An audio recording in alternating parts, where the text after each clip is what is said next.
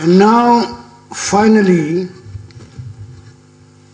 I want to request Professor Rajaram Nagappa, who happened to have born in Myanmar, to deliver us a vote of thanks.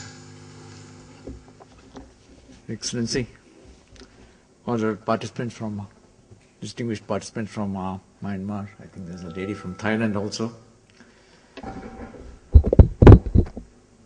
Our own speakers, participants here, my colleagues from NIAS. A slight change from what Also Min said. I'm not going to give a formal vote of thanks, but I thought I'll take this opportunity to maybe just reminisce over what has happened over the last 2.5 days, very, very briefly. Then request His Excellency to give a few points from his angle, what would be the takeaway from this conference. After that, Suparna will give the formal vote of thanks. And Suparna is feeling a bit bad about it, saying, but then she's heading at it, but she'll do a good job. I think this type of meetings have often happened in Delhi and in capital, maybe in Yangon. So first time we thought, let's get it out and bring it down to Bangalore. This is, for one reason, is in our program we've taken up a study of the Indian Ocean region as a whole. And we thought we should start with our neighbors, understand them better, look what their aspirations are. And this was one reason why we thought we should have a conference related to Myanmar here. I'm happy it has happened because we had a fairly good exchange of views, ideas over the last 2.5 days. And I think we are more knowledgeable. I think I'd like to thank all the speakers from abroad, especially who have enlightened us and helped us to gain this type of an appreciation. And I hope that this type of trend will continue, and in future also we'll have more opportunities to interact. So last 2.5 days we've gone through about 9 sessions, if I'm correct. So we've looked at interpreting the transition in Myanmar, we've looked at agriculture, natural resources, infrastructure related issues.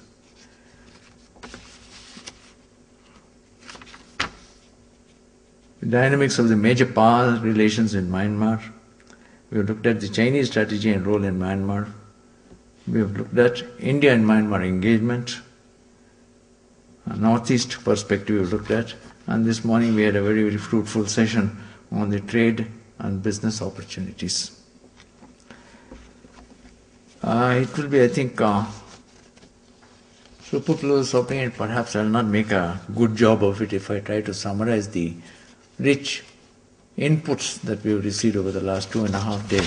But I thought I'll just look at the major takeaways. One is, I think there was a lot of stress in the terms of our own very, very ancient and long-standing relationships, historically, geographically, culture-wise, religion-wise, and we have coexisted as friends for long years. What came out was Myanmar is, even though it's going through a transition, it is a good destination for India to invest in all these elements. Promote the culture, promote the history, promote further new areas of this one. And for investors, this which was forcefully made was the stability of the government, stability of the country is the most important thing. And if the stability is there, I think you should really go ahead. I also feel this way. All the Western mores and norms need not apply to our areas. So we can definitely look at the stability part as a very major issue.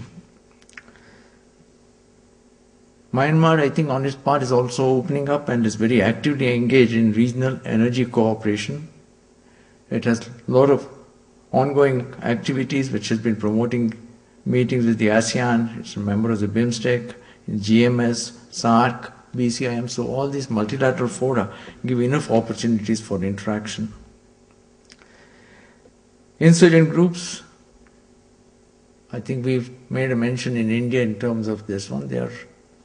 Over time, the insurgency is coming down, so hopefully all the same type of this one will go on in Myanmar also with the efforts of the center to bring in some level of a stability to all areas.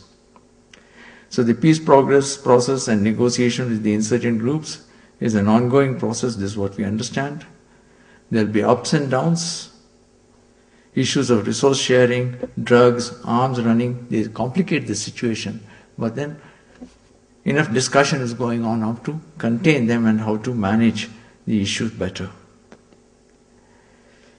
What came out was the US and the Western sanctions did not really in a great way hamper Myanmar. But what happened was every country needs certain level of arms. And when the source of arms from the West dried up, Myanmar had to depend on China to do this. So they have switched primarily over to China, but then there are opportunities, as was brought out by Mr. Narona. So in the defense in this one, we can look at what further areas we can have further cooperation on that one. In terms of priority and importance of infrastructure, obviously stands out. Connectivity, power generation, these are areas which require urgent attention. We heard some remarks on health and education. India has a good standing and this one on the information technology, I understand the government of India has already made. How to carry these and other areas forward is worthwhile looking at. One thing they said was in terms of skill development, another issue was brought out. And one of the speakers, I think it was mentioned about the agro-based industries where I think we can play much more stress and we have more opportunities to get up on. Strategic and economic importance of the Bay of Bengal will increase, and we need to work how exactly we are going to exploit to this one. Integration of Northeast and increasing the linkage to Myanmar needs to be worked with proper vision and planning. The importance of the development of India's Northeast. There are issues of sparse population, difficult terrain, currently operating methods perhaps needs to be revisited. There are vested interests with drugs, arms running and various others. This one, how do you manage them?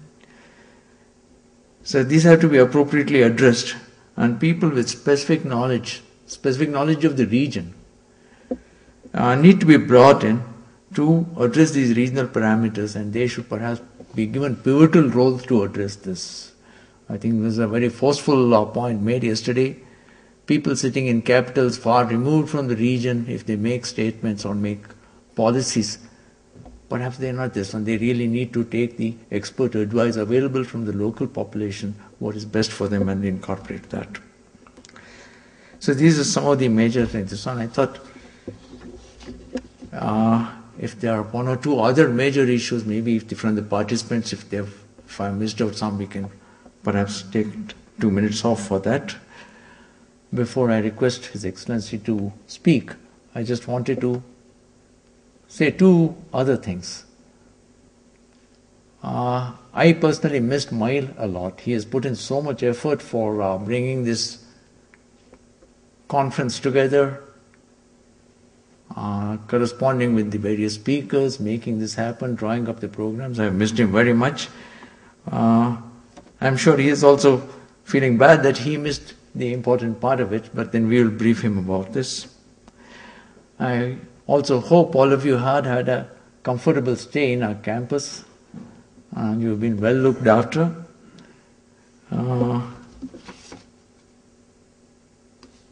And in addition to Mail also, I'd like to put an acknowledgement to not only to my colleagues in the International Strategic Security Studies program, but mostly to our three young ladies, Suparna, Ramya and Kaveri, who is sitting here. I think they have gone out of the way to take care of all arrangements, and I'm sure all of you this one. So if all of you agree, I would like to give Mail in absentia and these three girls a very big hand and request you to join me in that. May I request Your Excellency to comment?